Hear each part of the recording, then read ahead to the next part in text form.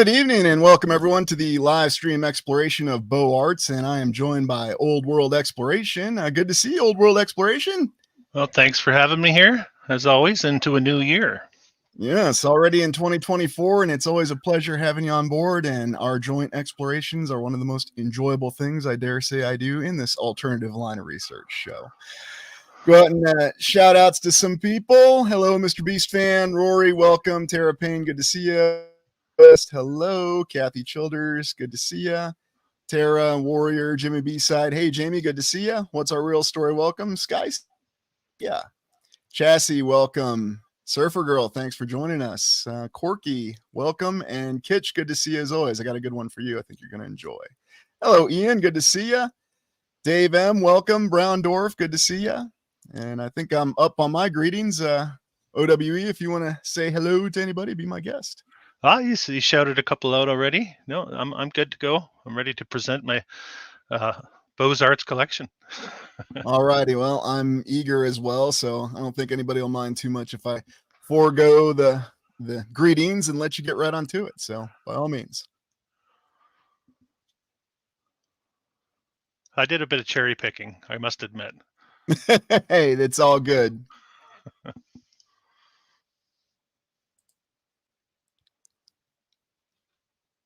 Well, whenever you're ready, here we go. And you should be set. All right. I started with the Paris Opera House, the Palais Garnier. I do try the French accent. I am Canadian, so we do grow up learning French in school, even if we don't speak it. So I'll attempt the French accent. It might not be great, but the Paris Opera House, 1861 to 1875. This thing was said to have been constructed. So I guess that's right in the heyday of the Beaux-Arts style. So we're told anyway. But you could see the ornamentation here. Very beautiful. And just for everybody's edification, we were discussing prior to the video, the Beaux-Arts period we're told was from circa 1830, and we know we come across that term a lot, to 1900. So it's very interesting period of architecture, supposedly. Yeah. Yeah, and there's a lot you could get into with this stuff, right? But elaborate and ornate, I think the two words that really stand out for me with this style. And what I think is really remnants of the old world, and it's not something that we would even attempt to tackle in the modern day. Yeah, opulent. It's one of the adjectives I like to use, but that's just me. Oh, she's a beauty. And you know what I think we see in this? We actually see the human touch, if you will. I mean, some people say some of the architecture, like the Art Deco, and it's a fair observation, is possibly computer generated or artificial intelligence, which is what we call all computers now, I guess. But what I like about this Beaux-Arts is that it has the human touch. You can really see it right here. Yeah, it's a very painstaking work, it feels like, when we look at this stuff. I think as a carpenter, a Finnish carpenter in particular, this is what drew me to this field of research, is just how ornate and decorated everything is. This is the main foyer in this building. Wow. I mean, right there with the integration of both the architecture and the artwork in the building and in the artwork in the walls. I mean, that's where you really see it. Incredible. Yeah, you've got cherubs and angels, or whatever you want to call them. You've got them just hanging out here on the edges, faces everywhere. And then whenever there's a flat surface, we're going to throw a painting in, I suppose. Because, we don't have enough time, a painting, a fresco, or a mosaic, because why not? Yeah. I did do a video on this one a while back, and there was a particular reason I chose to do that video, and I will share that now. Let's see. This is the ceiling area. Wow. Of the opera house. Now, this part here was painted in the 60s, and you can kind of tell. Oh yeah, you got that 60s art house look to it, or that psychedelic look. That's what the word I was looking for. Psychedelic. it doesn't fit. If you look at it, you can see all of this, right? And like whoever decided that they were going to change, this is what the original looked like. Supposedly. Why would you change that? And they decided to bring in an artist in the 60s and paint this There, that's a better. That gives you a good idea. The contrast. This is what we're capable of in the modern era. Okay? And in the 1860s and 70s, this is what we're building. You know. Yeah, and just for everybody's edification, where are we again? Got a couple people that just logged in, so We are in Paris. This is the Paris Opera House, or the Palais Garnier, is what they're calling it. it's Right. one of the quintessential examples of Beaux-Arts for everybody. So, Absolutely. and this was what 1880s, right?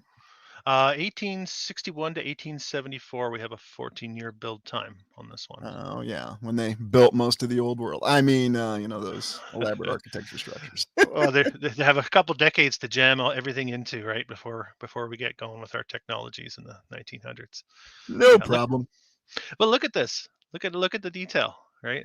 Like there's no square inch spared whatsoever. This is, I mean, it would be jaw dropping for me if I hadn't seen so much of it at this point, and I'm sure it is for a lot of people. Oh yeah, I would definitely agree. This is something that's really more founded. It just took a little longer to found.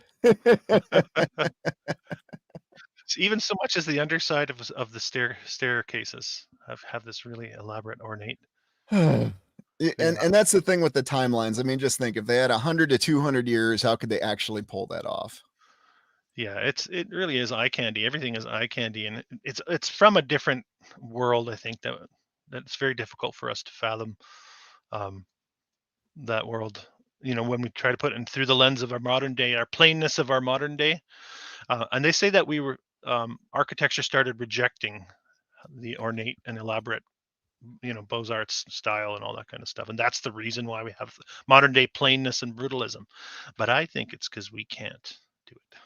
Well, when you look at the official explanations in the architects' textbooks, they'll always tell you it's because it was the will of the people, the desire of the governments not to build this way anymore. We wanted a more practical architectural style. And then after World War II, we really needed it.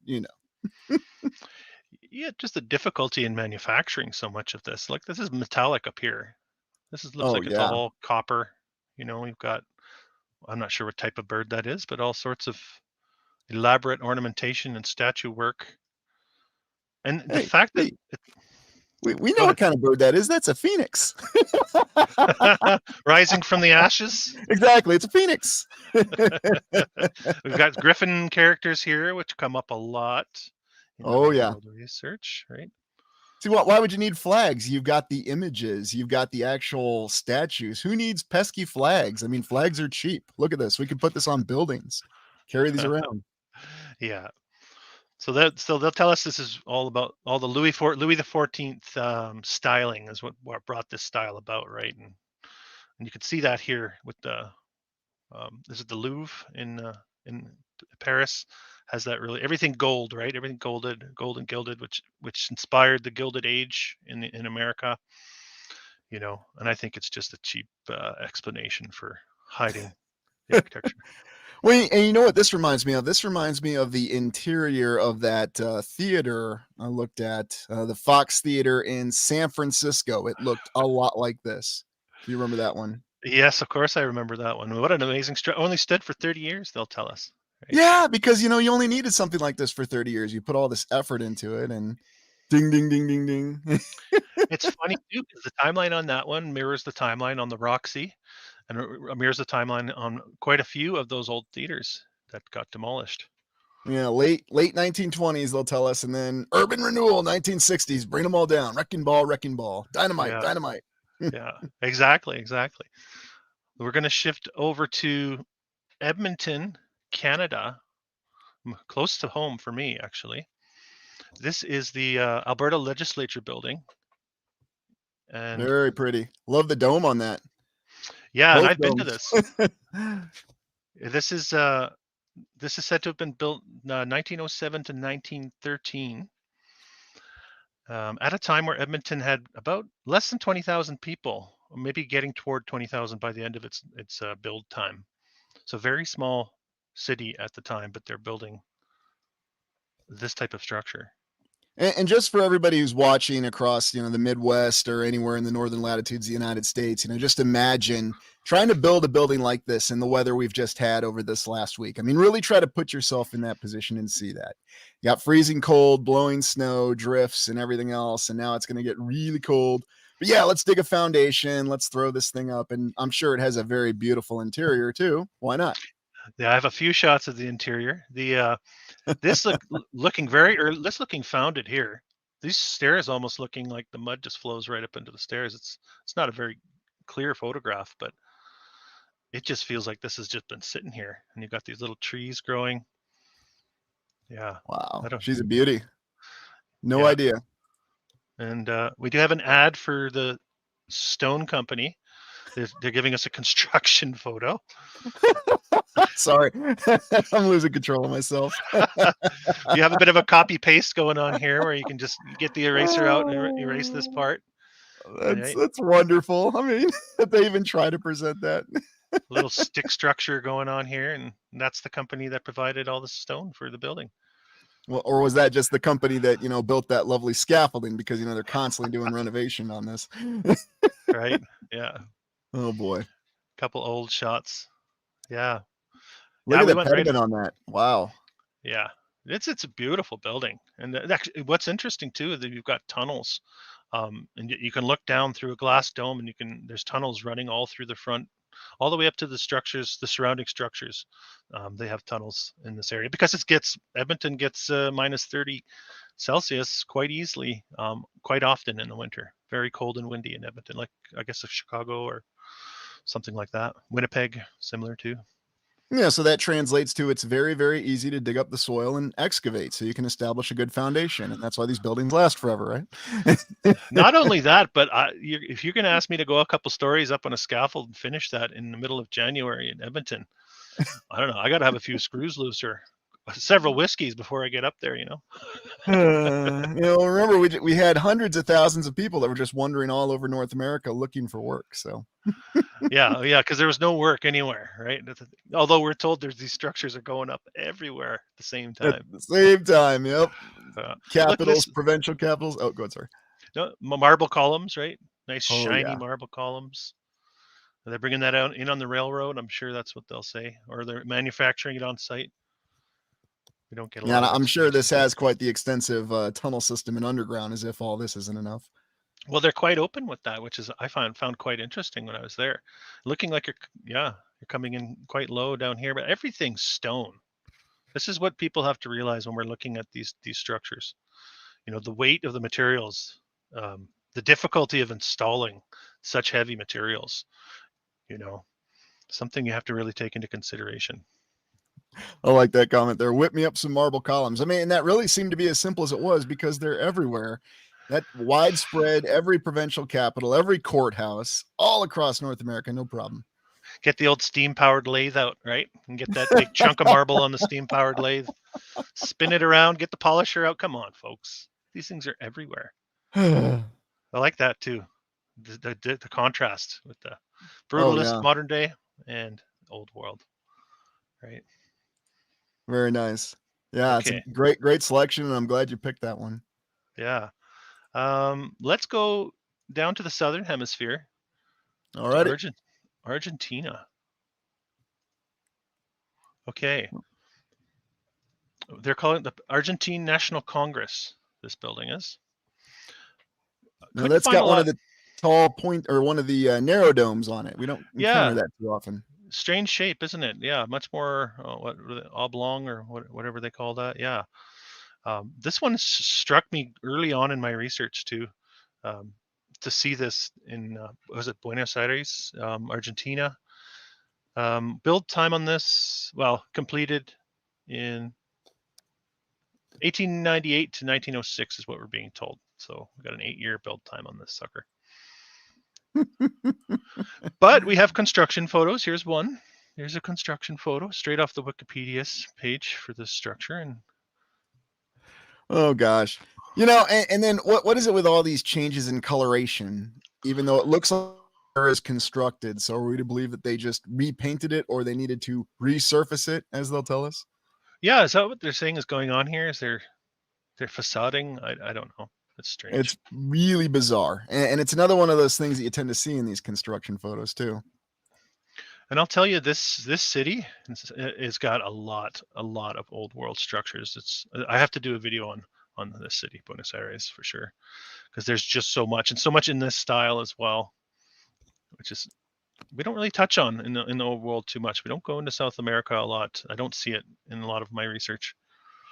Well, if you ever want to really get a good showcase of South America, and it's real pain to get through it, watch Highlander 2, the Quickening or the Renegade Edition, and you'll actually see a lot of wondrous old world architecture in South America because that's where they filmed it. Interesting. That's good to know.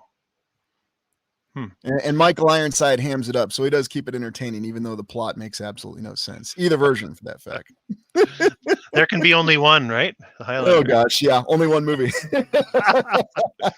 but look at the detail here too, right? So this is what gets me about any sort of architectural style is that you're telling me that this gentleman can go and study in France, come back to their home country or emigrate and draw a picture, and you're telling me the locals can knock one of these off because there's a drawing that they can work off of.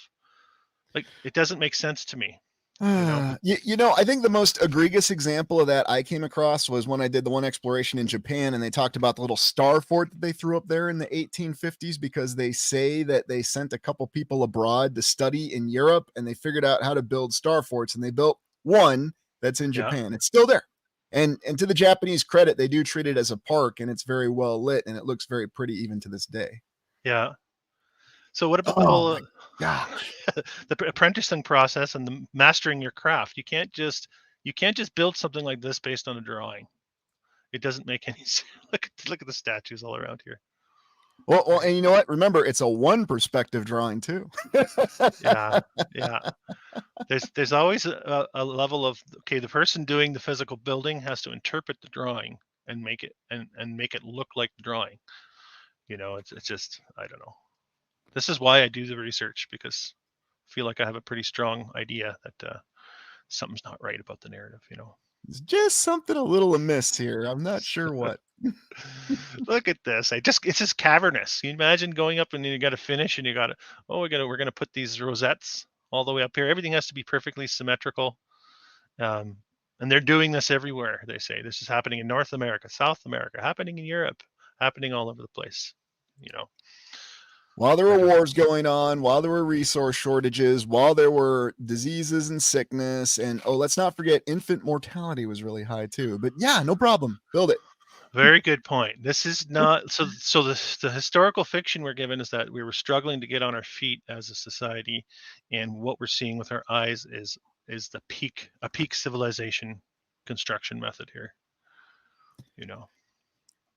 Well, and you bring up a great point there, OWE. When we look at something like this, I think it really shows us exactly what we're seeing. And if we take the account we're given at face value, how much have we truly fallen? Mm-hmm. Mm-hmm. Yeah, well, something's been taken from us, and our vision's been obscured. I don't think we can fully comprehend what we once were here, or what once went on here. This is the Gare d'Orsay. I think it's a train station. I know it's a train station in Paris. So we're going back to France here now. All right. To France. Yeah. Apparently opened for the exposition in. Let me just pull up the date. That 1900 it was opened, closed in 1939. So it had almost 40-year window of life as a train station. My goodness. And look, you got the little portal windows over there, and then you've got the big clock on the front. Jeez. Yeah, and I bet the clock is Roman numerals, and I bet the 4 is 3 lines instead of a 1 and a V, or an I and a V. I'd be willing to put quite a bit of money down on that. In fact, you need to log it when you actually see the IV, because it's so rare on the clocks. I mean, that's where I'm at now. Yeah, I believe it. Yeah. And here you have the interior again with the rosettes all over the place here on the rosettes. Oh my goodness. I do enjoy the old black and whites. There's a different texture to them, I find, sometimes. There is, and it's really intriguing too how the contrast change a little bit depending on the type of black and white that we have. This is a good one from that too. Apparently, Oh, that's where that happened, huh? Did the little jump the train through the building because resources are it reminds me of they were crashing the locomotives into each other when the technology was becoming obsolete. I'm sure you've Oh, heard that. yeah. The demolition derby of the early 1900s, crash trains together. Yeah, $5. yeah. Oh, there you go. There was your 4 Hey, ones. look at that, hey. Mhm. Like that. Oh, That's quite the piece right there. That's going in somebody's mansion. Eventually, when they tear it down, I'm sure they'll take that off and put that away somewhere. it's a good question there from Chassis. How does a train just jump? I mean, did they intentionally derail it, or did they put a big ramp there on the end of the rails and then revved it up to 60, 80 miles an hour, however fast a train really could go, and then jumped it through the building? Yeah, it's ridiculous. Modern day here, they've turned this into a museum. You can see the bottom half is our modern day museum interpretation. No, they seem to do that to a lot of them. They actually did the same thing to Union Station, Kansas City. I'll get to that when I get to that, though. It's funny though. I'm seeing I that pattern. I think it's a hiding in plain sight thing that's going on, where they want us looking at the sculptures or whatever they have on display, and we're not necessarily looking at the structure that we're standing in. That's what I speculate on. Now, like I see that cupola there, and then they have all the ornamentation around it. You've got a little obelisk there. Yeah, There's here, all kinds of little details on here. this. It's so elaborate. I don't even know how you begin to design a structure like that. What kind of mind do you have to draw something like this up? You know, to think, okay, we're going to put this head up here, and this is going to be the goddess Diana, or whatever it might be. Look at that. Even that face looks so lifelike. Where have I seen that before? That looks somewhat familiar. Shh, shh. Sorry. It's just my mind playing games with me. Remember, it's just my mind. Just because it looks familiar doesn't mean it is. Okay, I'll retract on that one. This it became a parking garage. Remember, I told you it closed in 1939. So there's a period of time where it wasn't really in use, functionally anyway, until they turned it into the museum. A parking garage. Look at that! Isn't that interesting? Oh, It's kind of sad in a way, isn't it? that's I don't know what's worse. So what they did in Atlanta, where they turned a lot of the buildings into parking space, or doing this desecration to it. I mean, I guess you can at least say there's still something there you can look at and interface with, but still. Yeah, I think yeah, at least we have some sort of remnant of it. When they do it, and when they turn these things into a parking lot, it's just a slap in the face. It's just intentional, I think. Yeah. Oh, that looks like a nice place to have dinner. Yeah, right. It's a nice cafe in the Palace d'Orsay. Yeah. Okay, I got one more for you. We're gonna go to The Hague, actually. See if I can Oh pull it up. boy. Yeah. Oh, Yeah, I've got some explorations coming up in that particular area. We'll see how those go over. I'm just trying to drag it over here. There it is. Yes, Oh see that? yeah. You know this one? The Peace Palace? Peace Palace. Now, it was listed at Beaux-Arts. It's also listed as Neo-Renaissance. It gets really confusing. So if you forgive me if you viewers out there don't see this under the same umbrella as Beaux-Arts. Because they labeled it, right? Because that's all that really matters is what they officially designated as. It doesn't matter what it actually looks like. Now, this one follows the exact same timeline as the Alberta legislature in 1907 to 1913, which is interesting. But Andrew Carnegie played a huge part in funding this, we are told. So it's made of steel, is what you're telling me? I think it has more about he was all for peace, world peace, and this was the Peace Palace. This was created to the International Court of Justice, right? That's what this place is. Here's a rendering. They had their competition, and here's a rendering of another option that never got made. We'll be told. So, well, whatever, make of that what you will. No doubt about it. Now, I've seen that before, and on a couple different buildings where they have all the little the window sills that go right up in the roof like that. Now, why aren't we doing that anymore? Because that looks really pretty. That is very difficult. There's mini dormers, I call them, and then the little roof portion of them is not connected a lot of the times, not necessarily connected directly into the roof behind it. They're like freestanding roofs. It's very unique and difficult construction to pull off. And you're right, it is very symmetrical and very nice to look at, for sure. I'm gonna see if I can zoom, and it's a bit too blurry, but what do you think? 1, 2, 3, 4. Yeah, I'm going to say that we can assume that that's, the 4 ones. Not a Yeah. Roman numeral, but just something they did as kind of a shortcut during those foolish and ignorant times when they managed to build these buildings. When I was in primary school, if you did that, you got a big fat X.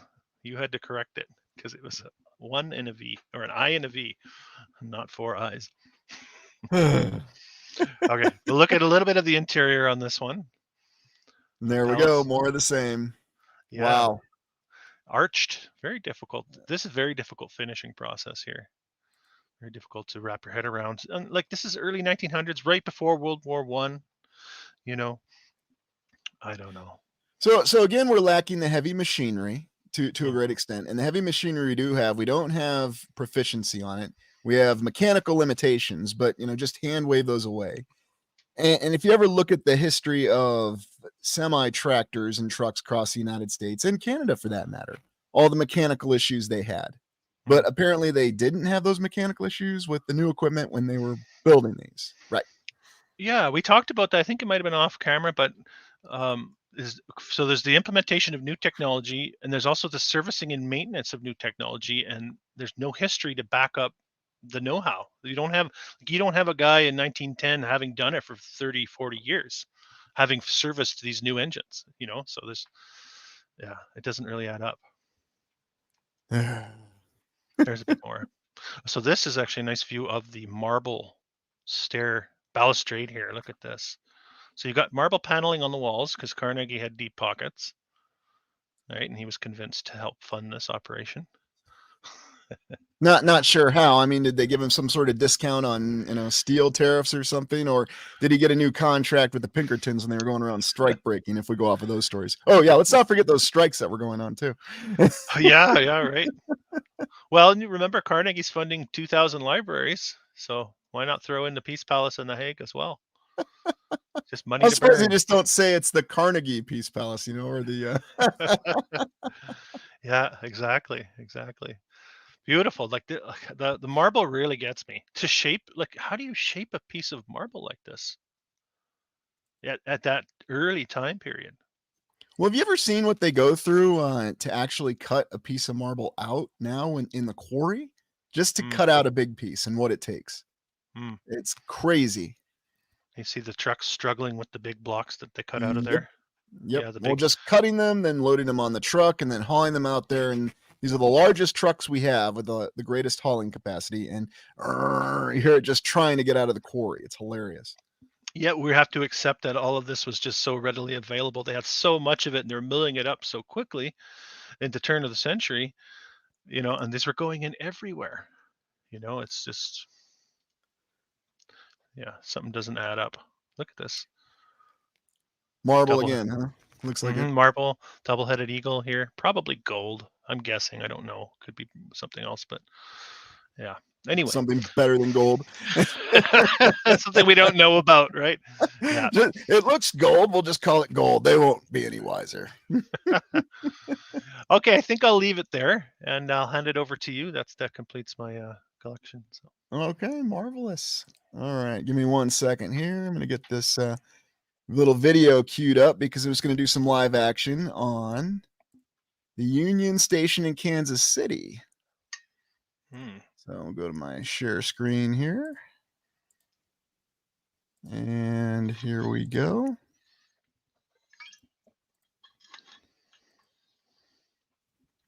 Now, I caught this footage back in August when it was a nice, balmy 110 degrees in Kansas City. So I was remembering how warm. And this is Union Station, Kansas City. And this was built, we're told, from 1910 to 1914. And the earlier Union Station in Kansas City. And of course, they say this is Beaux-Arts.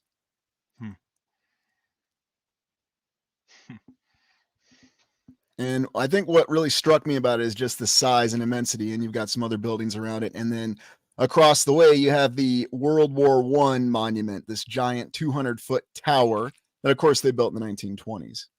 Yeah. But of course, they've got the plaque with it telling you, here's the story for Union Station here, so you don't get any crazy ideas of your own.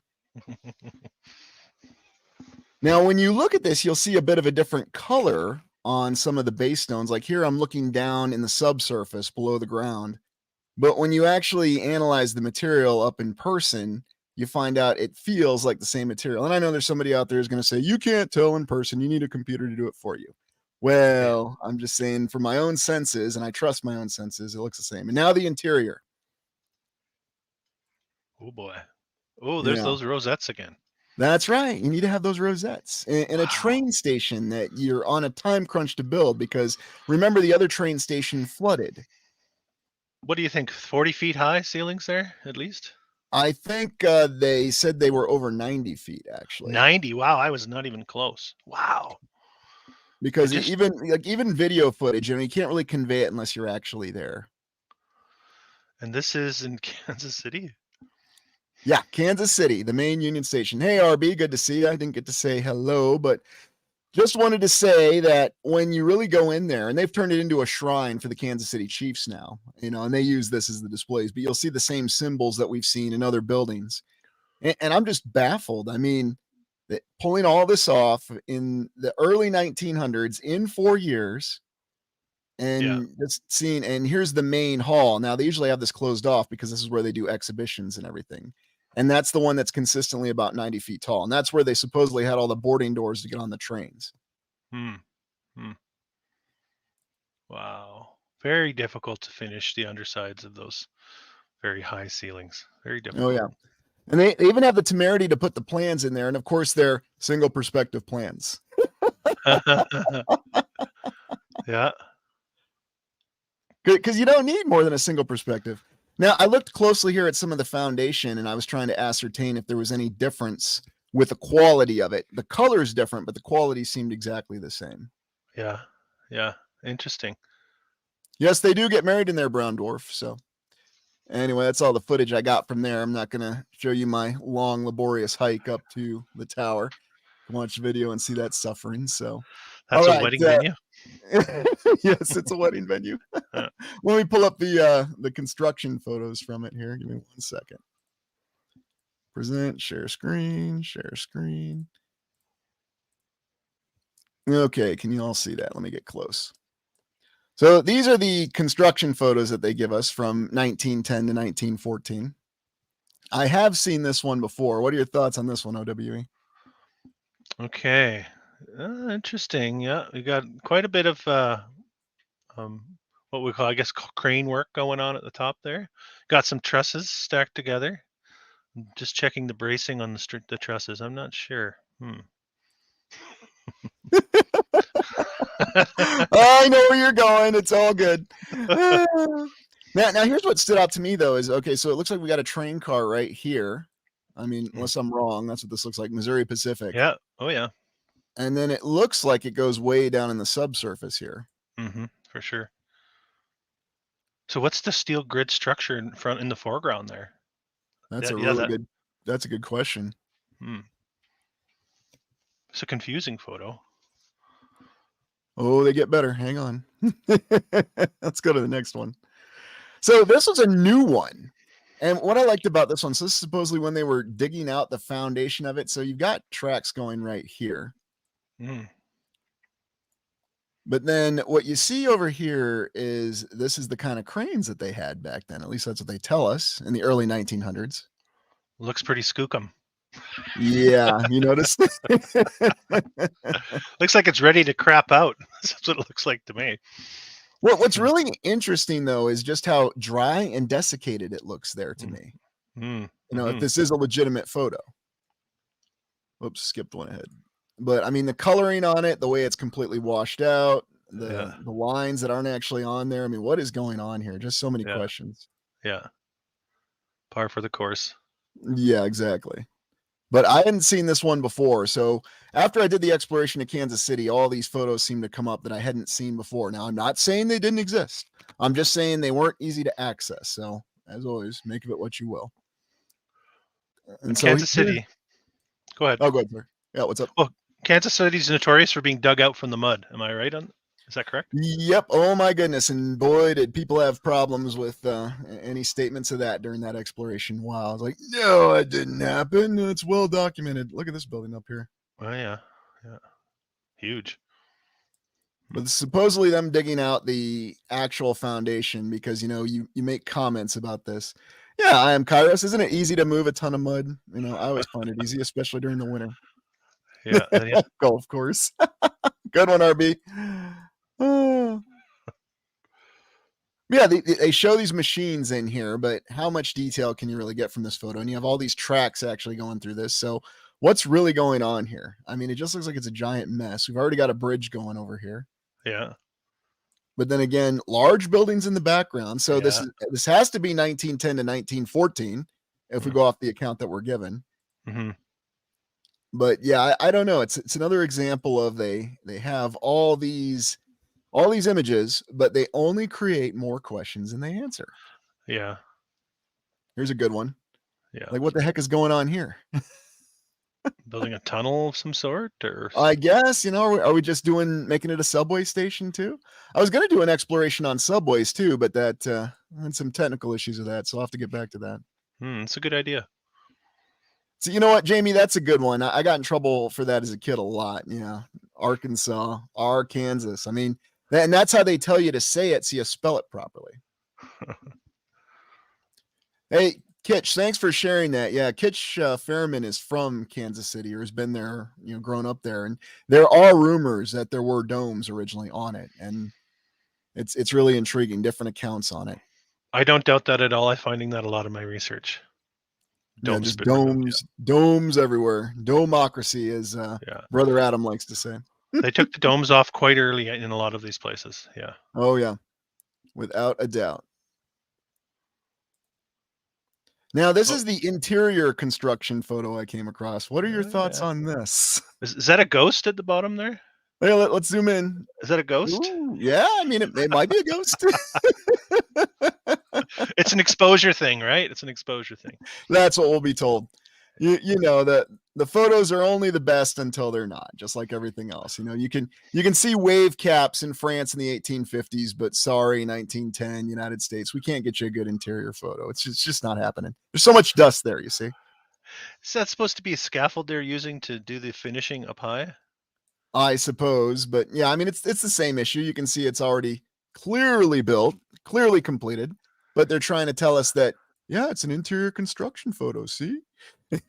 It's also not high enough to get really any work done. You still wouldn't be able to reach from that height. So maybe they're putting another section on. And that's a lot of lumber too. You can imagine the amount of lumber you would need to scaffold these places off to get to the ceilings. Infinite resources that were always available. So no problem. Let's see if we got any more. Here's another one. Oh yeah. Look, there's some discoloration around the cranes. You can see that pixelation is ridiculous in this one. It's another one of those little indicators I like to say, when you have this kind of pixelation. So let's get in a little closer here. Yeah. And I noticed that when I was looking at some of the World's Fairs photos, is just how bad the pixelation gets. Yeah, look at that around the cranes. Ugh. So why the fakery? The question is, if you have a problem with one of these, you have to assume this is going on all over the place, right? Like, this is my argument. I like to make that case on my channel. No, it's a really good one because it constantly stands the test of time. If one thing can be fabricated, counterfeited, remember that video, and then they can do it to everything. Yeah. I think that's the last image I have. Oh, wait, no, got one more from the front. Terrible fakery, that last one. Wow. Yeah, you can see it here too. You can see the pixelation on those too. Yeah. Oh yeah. All right, so let's get the next series of photos up here. Where are we going? We are going to go to San Francisco. Ooh, beautiful. Let's see, share screen, and it's coming up in 1 second. Boom. City Hall, San Francisco. Oh, nice. Built 1913 to 1916. What do you think? 3 years, it's no problem. That's an easy fill. Exactly. Easy. This is the new City Hall, right? The new one? Yep. So this replaced the one that went down in 1906, whether it was destroyed by the earthquake or accidentally destroyed by the United States Army when they were creating fire breaks. We don't really know. They were just doing their job. Okay. So, nobody's blaming them, but. Wow. What a structure. Whew. Yeah, I had no idea this is what the new City Hall looked like. Now, I didn't realize it at the time, but the dome is featured prominently in one of the old world movies I reviewed back in August, or maybe it was late July. It doesn't matter. Wow. Invasion of the Body Snatchers. Okay. And so you can see this dome in the background. I was thinking, what is that dome? And it was by asking that question I finally came across it. But I mean, this is almost like it's neoclassical that's augmented. I think that's why they had to come up with this Beaux-Arts terminology. Yeah. Because, yeah, hard to define otherwise. Are you talking about Donald Sutherland version, the original? Of course you are. Yep. Donald Sutherland, and they had Kevin McCarthy from the 1950s version. So, back when they did remakes that were actually good. Oh, did I say it out loud? Oops. That dome is interesting. It reminds me of a couple of others, but I can't put my finger on which ones. I don't know if it's Hartford. It might not be. It could easily be in the state capital, but this is a city hall, right?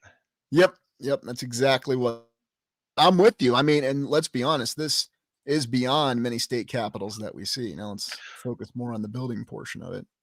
So here's a question. If they had to build a new one in the modern day, do you guys think they could top this one? Go ahead, everybody. Take some time and think on that. Do you think that this could be done in the modern day? And I'm talking about just one example like this in 3 years, because remember, they did this in 3 years. Could this be done in 3 years? Yeah. Beau means beautiful, pretty sure. Good question there, RB. I don't see how you can't say it's beautiful. So, yeah. All right, let's go into the next one. Yes, this is a popular wedding venue. I couldn't resist. Oh, come on. Who wants to get married in a dump like that? Yeah, I know. You need a nicer one. Wow. Well, what you see here is you got the banisters. Now, are these iron? Are these gold? I haven't been in this building. I haven't been in San Francisco for years. But then looking beyond it, I like to say you got the pillars integrated to the walls. Yes, I know there's a term, but look right here. On either side. Wow. 19 teens? 1913 and 1916. So right before World War I. Oh, and let's not forget that in San Francisco, they were also doing the Panama Pacific Exposition. Remember? Oh, that thing. Oh, yeah, that was all going on at the same time. But remember, those were just temporary structures like the Tower of Jewels. So, yeah, no worries. That's a very good case in point. They were building this permanently, but the rest of it was temporary. Yeah, like the Tower of Jewels. Wow. Like this kind of symbolism. Look at this over here. Yeah. I never would have thought places like San Francisco had architecture like this until I got into this research. Oh, yeah. You and me both. I mean, and you know how we're told to think of San Francisco now. Yeah. I was in California. You need to get a special kind of map if you're going to go there. You know what map I'm talking about. Yeah. And that's a big reason I do what I do, is to take that negative stigma off of these locations. I'm with you, and that's what I try to do as well. But I mean, all this ornamentation, I think, it might be my imagination. I need to get on site for this one. I mean, the figure here is very interesting, whatever that's doing.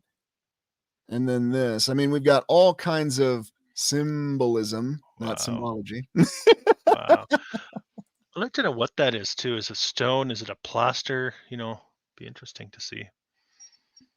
Analyze. I mean, down here, I think we've seen this before, but being on site, and since I got you on the horn right now, another thing I'm highlighting in recent explorations is how they change in different lightings, whether it's natural or artificial light, the color scheme on it. Yeah, Jimmy B side there summarizes it greatly there with the symbol. It's funny how everyone knows, seems to. Oh, yeah. Well, they're supposed to. That's what it's all about. But you go back and you look at San Francisco in that movie. Here's the main gallery in both Invasion of the Body Snatchers, and I'll highlight another one, Star Trek 4. The Voyage Home. And it's a beautiful, beautiful city everywhere you look. Oh, there's that the image in the reliefs again. Wow. Look at the But yeah, floor. the floor. Perfection. Yep. Oh, yeah. And the way the circular steps at the bottom, that's really, really nice. And that's something that really feels like it's out of a more advanced science fiction movie. I mean, science fiction fantasy where we see these circular stairs and then running right up here like this. Yeah. Wow. And then all the way up here. Columns, rosettes, again, octagonal probably. Nicely arranged. It's easy peasy. Anybody could do it. Just take some time and you got it. Well, you just need a drawing, right? Just need somebody to draw it. That's a single perspective drawing again. That's all it takes. And let's not forget mighty columns. And these, I think these look like one piece. Now they might be sectionals. It's hard to tell. Not that it matters whether the one piece are sectional or not. Either way, how they were done, it just blows my mind. Yeah, how to mill them up and how to get them in place, right? Well, there you go, Jamie. Yeah, House Atreides. I mean, you know, all we need is that. See, they could have filmed Dune here. You know, if only David Lynch could have filmed Dune in San Francisco. You could have put the Atreides emblem right there, dressed it up a little bit. It's amazing how Hollywood is riddled with the old world. You know, they put it in our faces for years. Oh, yeah. Another look in the different lighting, more of a natural lighting. I think this is where you see a lot more of the opulence in the natural lighting, especially with the dome portion here. Let me see if I can get close to that. I really like that dome. I mean, and I think you could really get away with filming this as a science fiction location and passing it off as, yes, this is House Atreides' capital, and it'll be in the new Dune movie. Not the current one, you know. I mean, I'll just stop. I'm getting myself in trouble. Now check this out. San Fran for sure. Yeah. Wow, it's crazy how it changes the height almost of the dome. The dome looks shorter there. That's what gets me about the different colorings too, and I think that's another way to tell it's a real old world building, aside from, you know, if it's a wedding venue or if it's on the Register of National Historic Places, or Ken Burns does a documentary on it. Because the one you showed that was blue felt longer, felt taller and narrower when the blue light was on it earlier. Yeah. Oh yeah. Let's go to the next one here. Now, this is in the courtyard, and the reason I highlight this is I come across this a lot because what you see is what looks to be these monuments that are repurposed in a way. Now, I suspect the statue on top is original. You know, and typically what you'll even see is that this is some kind of special warrior, male or female, doesn't really matter. But then what you'll see is then you got these cheap statues down at the bottom, which do depict the more traditional historical account figures that we tend to see, and then some new plaques that are put on it.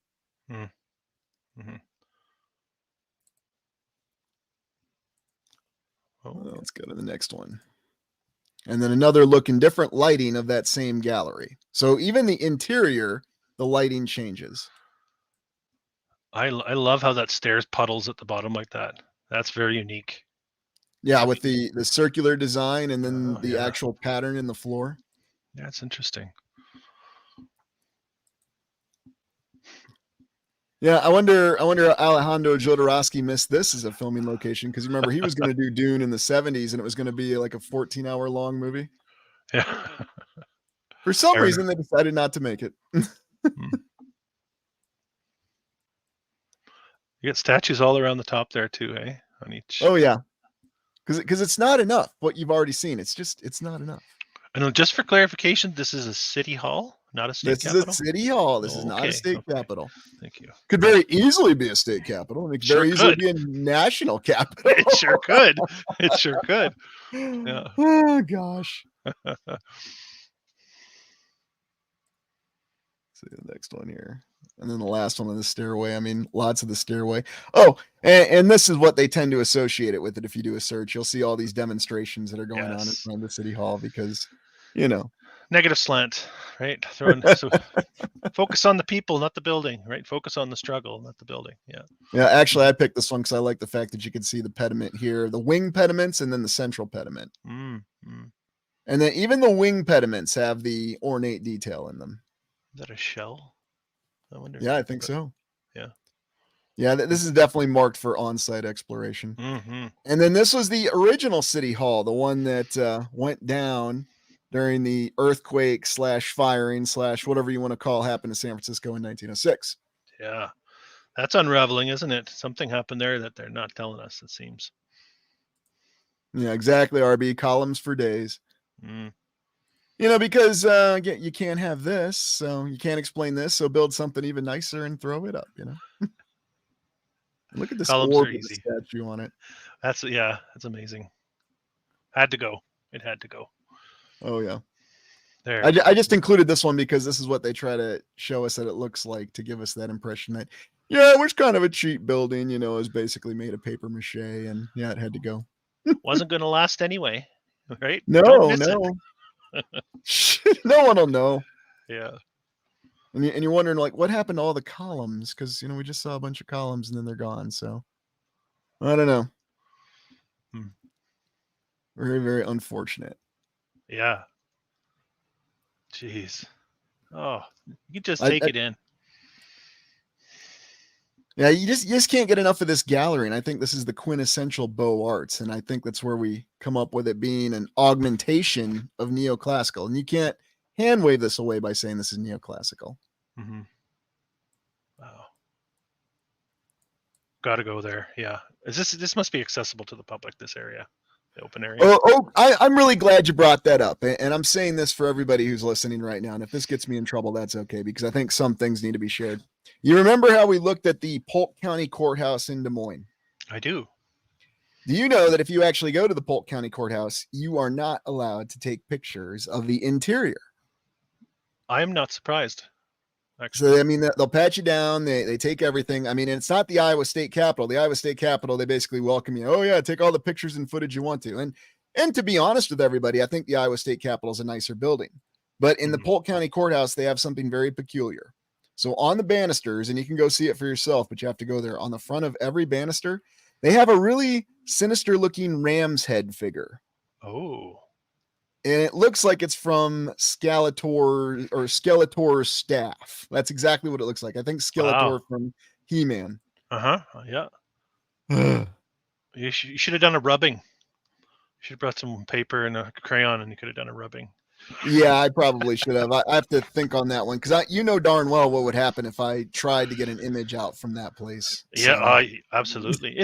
I think a lot of places are in a similar boat because it seems there's so many structures that you can't get anything from the interior, or very little from the interior. Yeah, so I mean, all I can do is I can relay it, and anybody can say, yeah, he's just out of his mind. That didn't really happen. But other people, anybody who lives around Des Moines, go to the Polk County Courthouse now. You go through security, at least you can actually look. But don't try to take pictures. Don't try to don't let you take your phone in, but darn well what would happen. So yeah, wow. All right, well, that's the last one from that. So let me see. Okay, I'll save the best for last. I think you know what we're going to now. Well, yeah, of course. Yeah, it was at the top of my list as well, for sure. Yeah. Oh, because it makes absolutely no sense. Wow. Okay, so does anybody know what we're looking at here? I'll just give you a second to take it all in. In the chat there. We're waiting for someone in the chat to identify this building. And also guess on how long it took them to build this building and when it was actually built. Yeah, the chemtrails, that's a good one.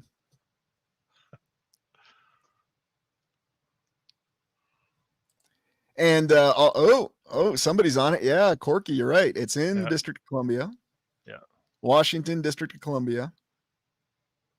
You're actually not far off there, Annette, and you're on. Yeah. What library is it? It is a library.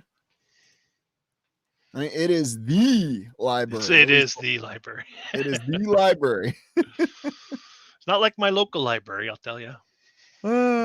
Yeah, exactly. Yep, it's in the U.S. Capitol.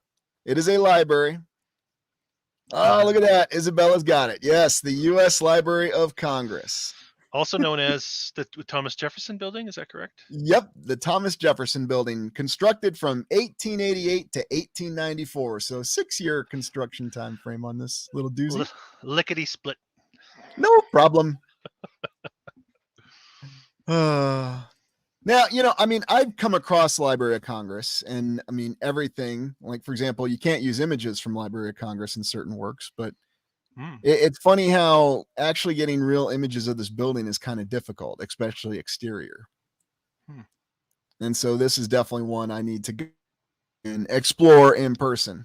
Hopefully, you can take your camera in there. Well, what do you think of these little images back here behind the columns? Are we looking at busts, Yes, statue? Okay. Yeah. busts of supposedly every single major figure. Oh, interesting.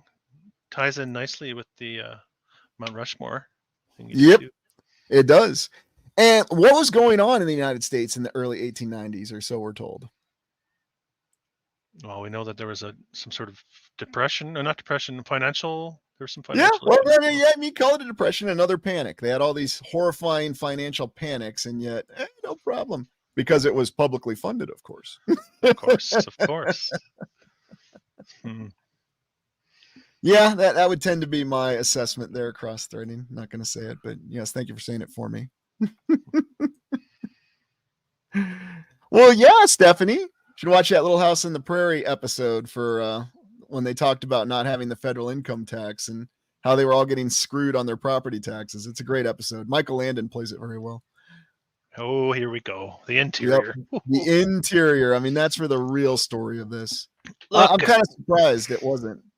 Oh man, the balustrade with the little child figures in it. Look at that. Oh my god.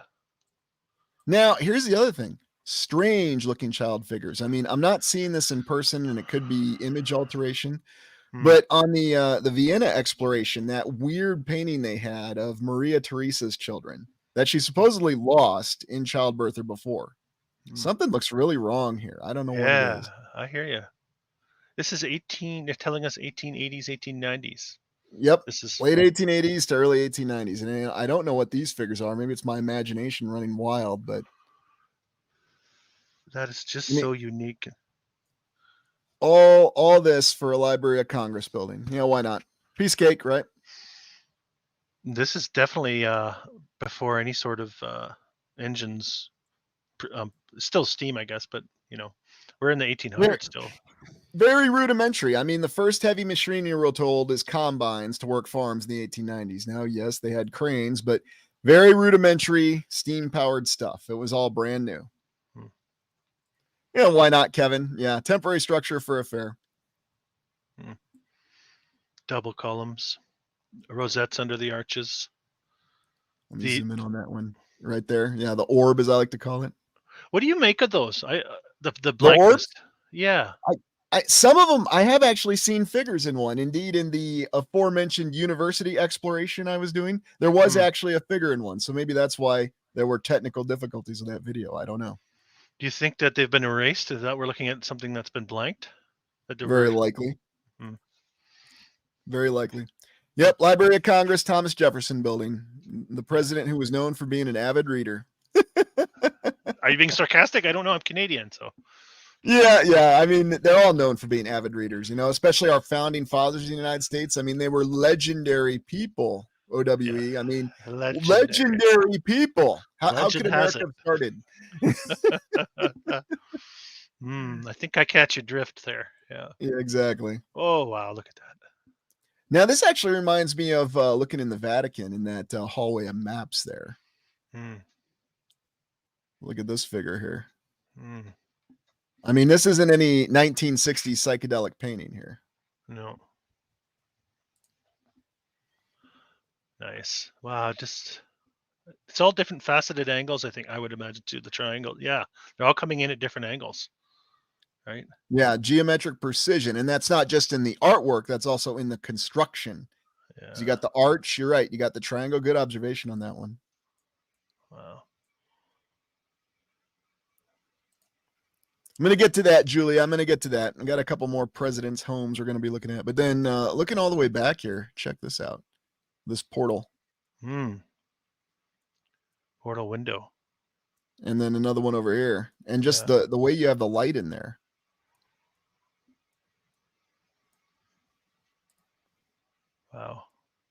Here's the reading room. Well, it's a nice place to read. Let's look at these column configurations we have here. Look at Yeah. this. Wow. So you've got sort of rectangular or 90-degree angles and behind it, and then you have the circular one out front.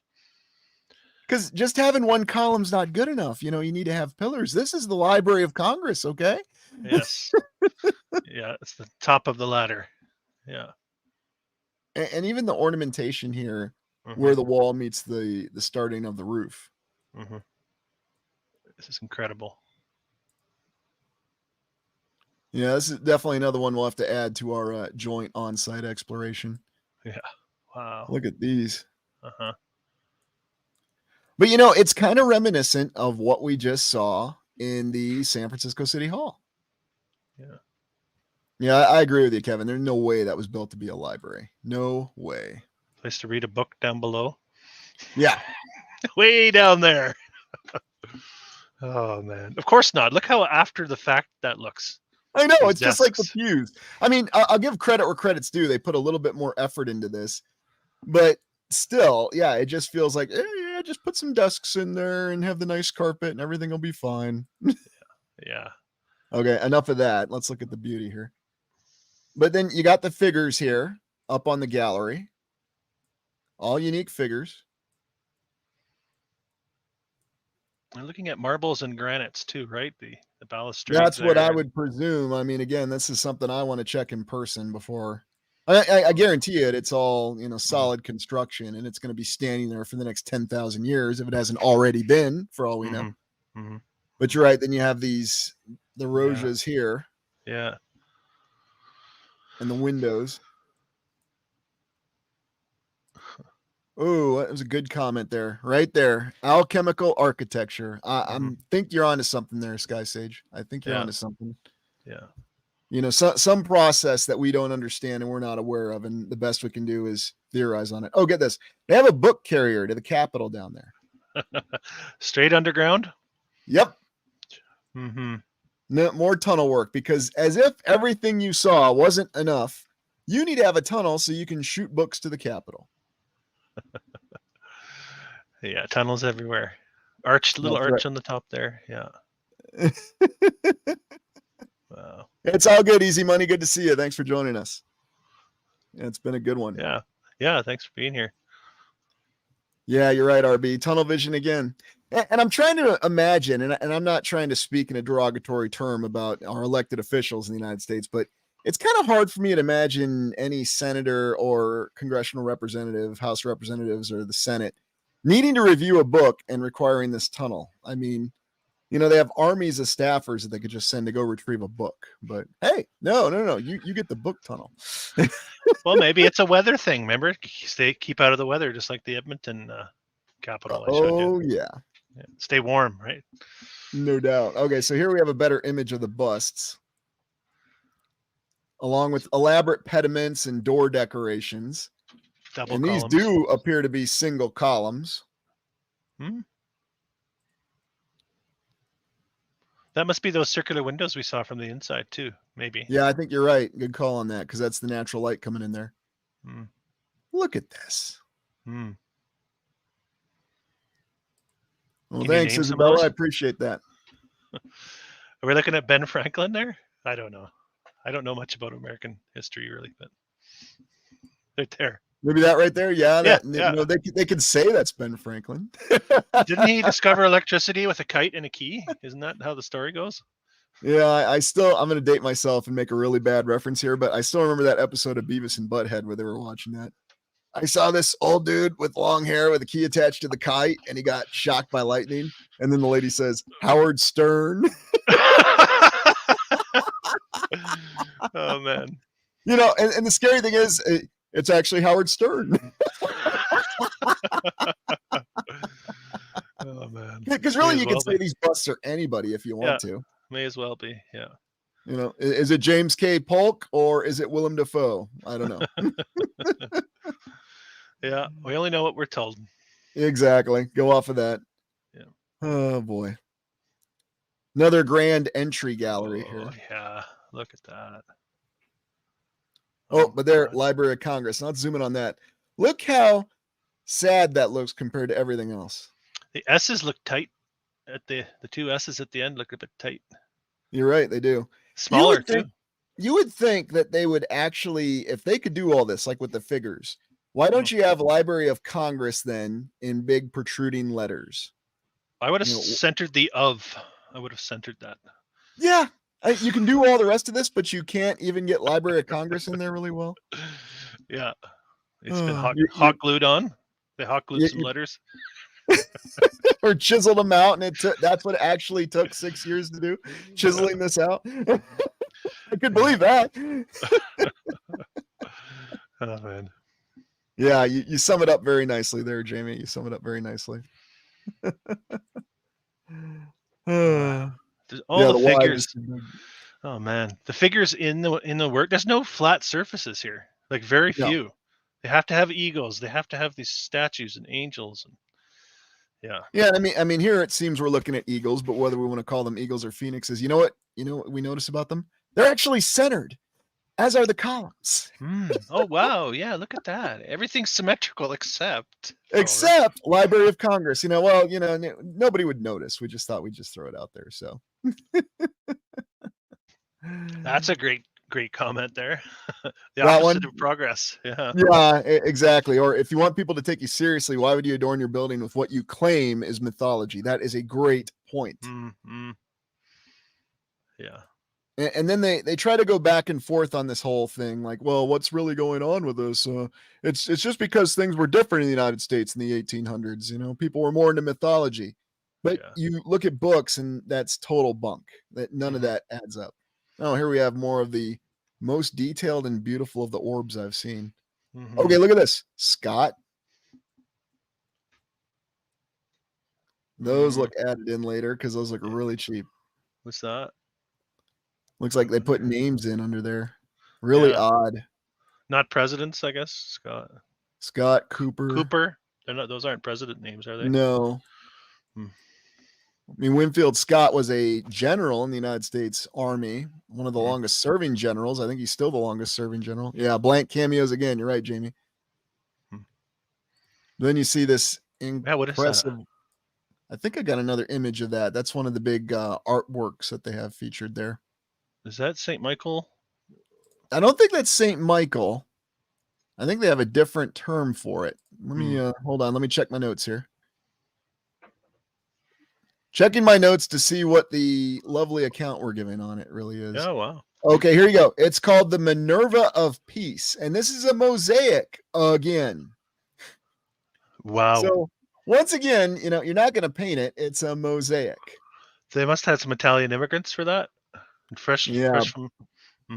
I guess, because, there was no limit of immigrants. Yeah, maybe William Cooper, James Fenimore Cooper. I mean, who knows? I mean, we can go off of the official account, but that's not a painting. That's a mosaic right there. That's what they say. Again, need to see it in person. Sure. It's just like that mosaic I'm always obsessed with in the Iowa State Capitol. And I'm getting help for my problem. Okay, I'm trying to get over the Iowa State Capitol. Well, the St. Louis Cathedral. That's all mosaic in the inside of there too. I'm sure you're aware of that. Oh yeah. It blows my mind. Yeah.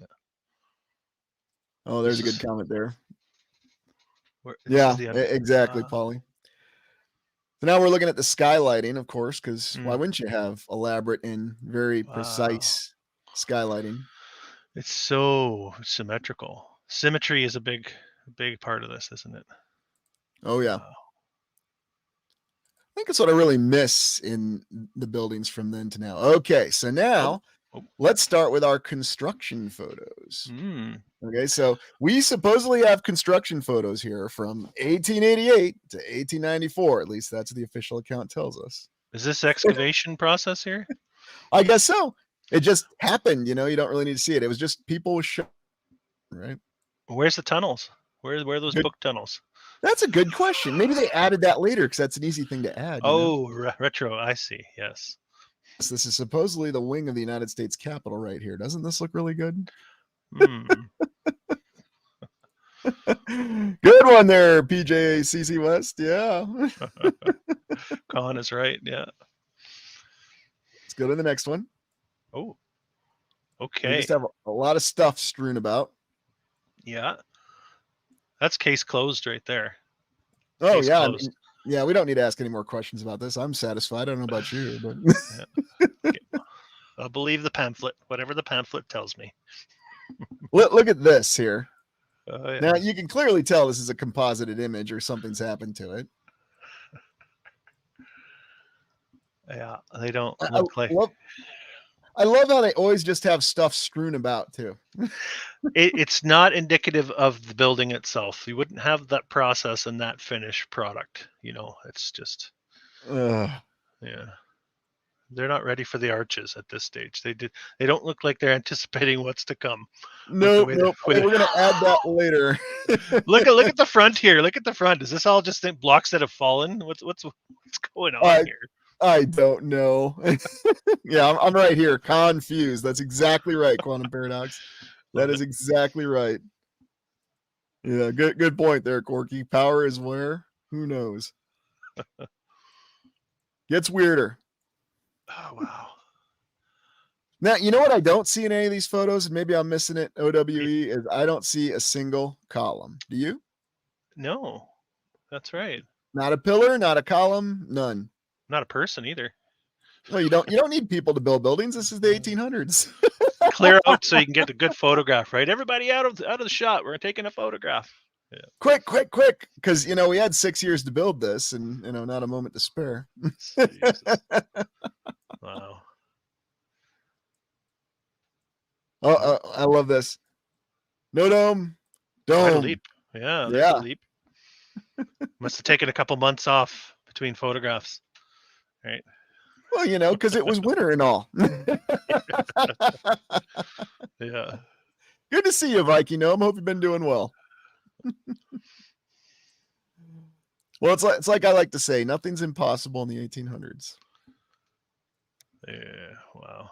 And so here's the final image of it. Now, what I notice is we don't see any of the detail that we saw in the images we just looked at. Mm.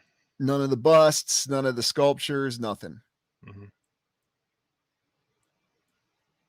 They like to flaunt this as evidence of construction, don't they? They do. Mm-hmm. Well, and this will be enough for a lot of people. Yeah. It's like, oh, look, there's photos. That proves it. And then they'll say the usual terms that you get. Well documented, well researched. Why would anybody lie? I know. Nobody lies, okay? Yeah. Benefit of the doubt. We'll give them the benefit of the doubt. There's another piece of artwork. You know what this reminds me of? This reminds me of Melisandre from Game of Thrones before that show went south. Yeah. The night is dark and full of terrors. Yeah. All of 88 minutes long. But look at the detail around here. Yeah. I love how it just protrudes like that. I mean, how did they get that to happen? Yeah. It's curved too, by the way. Yep. Yeah. Yeah, you might be right there, Paulie. Maybe that's where that all came from. That's a bit haunting, that figure, that face, actually. I know. I think that's why it reminds me of that, because, I remember when that character was so incredible. And then, like every single character in that show in the last couple seasons, they had their characters utterly ruined. Just my opinion. But I agree wholeheartedly. But it seems to be by design. Oh, here's a nice little aerial shot from today.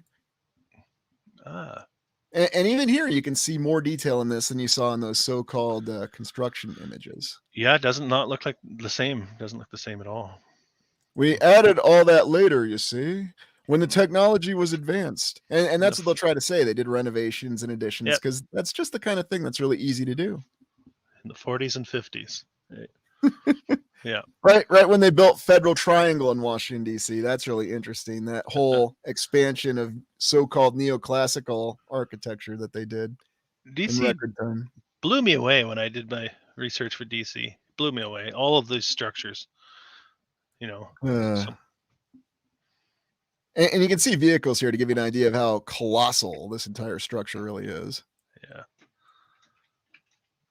And I do believe that is the last image. So, what are your final thoughts on Beaux-Arts, OWE? Well, I think it's a never-ending. We could do 100 shows on Beaux-Arts, and and just keep it in different buildings. I think it's the trademark of the old world to my eye. The ornamentation, the elaborate over the top ornamentation that identifies it as Beaux-Arts is what drew me to this, really. You know. Yeah, without a doubt. And I can see why. And the story they give behind it is just crazy, you know, that it lasted from 1830 to 1900, but we looked at how many examples here that were done in the 1900s. So it's like they're trying to have it both ways. As always, you know, we Yeah. say it applies here, but then it doesn't apply here. Yeah, and these places are spectacular. The building materials are the best you could possibly imagine. All hardwoods and stones, you know, gold leaf. It's just over the top opulence, amazing old world architecture. And this is what I'll encourage any of you to do. And if you have a declared Beaux-Arts building or something like it in your area, definitely go and explore it in person and definitely interact with it in person. Knock on the walls. I know it seems a little silly, but really get your own perceptions. Take your own impressions of what it's really like, because I assure you it's a completely different experience. You know, that's a great question. I don't know what's with the blue roof, Stephanie. Maybe they're just showing us exactly what they could do. Mhm. It's a good point, though. I mean, we've got copper roofs, we got gold roofs, we've got blue roofs. I mean, if you think about it, what limitations are there if they could do all that with that kind of geometric precision? Mhm. I mean, coloring, that would be nothing. You know, if you and I could sit down and we could actually design a building like this, but then the really hard part, get the crew that could do it. And we're not even talking about logistics yet. Don't talk about that. Yeah, you need an army of skilled hands to even think about it, and even then, you still shouldn't be thinking about it, because I don't think it could be pulled off. Not with what we're told about history. No, not with the limitations of logistics, because that alone right there, logistic capacity, it was still very limited in 1890. You didn't have large dump trucks, you didn't have the highway system, you didn't have the interstate system, nothing. And Yeah. so I think that's why Beaux-Arts really stands out quite a bit. Yeah. Yeah, I'm calling out the timeline. I'm not Some people will say, well, of course these were built. They're standing. How can you say they weren't built? And the timeline is the issue. Historical timeline. We need to dig deep into this, folks, I think. Well, you're right. And it comes down to analyzing the 5 W's: who, what, where, when, and why. And when you really try to analyze this, it really blows up in your face, especially, as you said, with what we're given on the given account. Hmm. Hmm. And just Uh, asking questions, right? The Socratic method, just ask questions. You yeah, know? well, and you've noticed, especially in certain institutions which will remain unnamed, you are not rewarded or encouraged to ask questions. Or you are, but you have to ask the right kind of questions. Hmm. Hmm. So the right kind of question is, who is the architect? And where did the funding come from? Answer those 2 questions, and that's all you really need. Yeah, look no further. Because if you have an architect and if you have a source of funding, anything can be done. Yeah, yeah. This has been a fun one, I got to tell you. This Oh has no, been I fun. really enjoyed this. I'm glad that you wanted to shift to Beaux-Arts, because honestly, I enjoyed it. I mean, I think Art Nouveau is more of a placeholder. That's what we said in our little conversation. So, Mm-hmm. oh yes, I'll be doing a little exploration on that quantum paradox. 7 golden cities. Yeah, you're talking in the Utah vicinity, I do believe. But there's also other legends of it, believe it or not. Interesting you mentioned that too. I was just made aware of an anime series that gets into that a little bit. Golden Cities, the 7 Golden Cities. Oh yeah, there's a lot of different elements to explore with that. So, Hmm. well, I think that's all I've got. It was a great exploration with you again, old world exploration. It's always a pleasure, and I always enjoy your perspective and the depth that you have, along with the practical experience. So, thank you for teaming up again. I always enjoy it. Yeah, thanks for having me on. It's always a pleasure to converse with you and your viewers as well. It's nice to see everybody in here. Oh, look at this. I think we've got something. Would you like to go away from the Mm, building styles? What do you think of maybe us tackling a city together? sure. QCZ, good to see you. Good to see you. How about Istanbul, formerly known as Constantinople, for something a little different? Done and done. Sounds good to me. All right. We're not going to run out of any inspiration on that particular city, I don't think. I don't think so either. All right. Well, we'll look for that for the February one. So, well, I hope you all enjoyed this. It was great to see everybody. Be sure to mash that like button. And by all means, if you have follow-on questions, I will look to get the pictures posted on Reddit so you can look at them yourselves. And as always, it's a pleasure. And stay warm wherever you are. And if it is warm, don't get too warm. Thanks, guys. Take care and have a good one.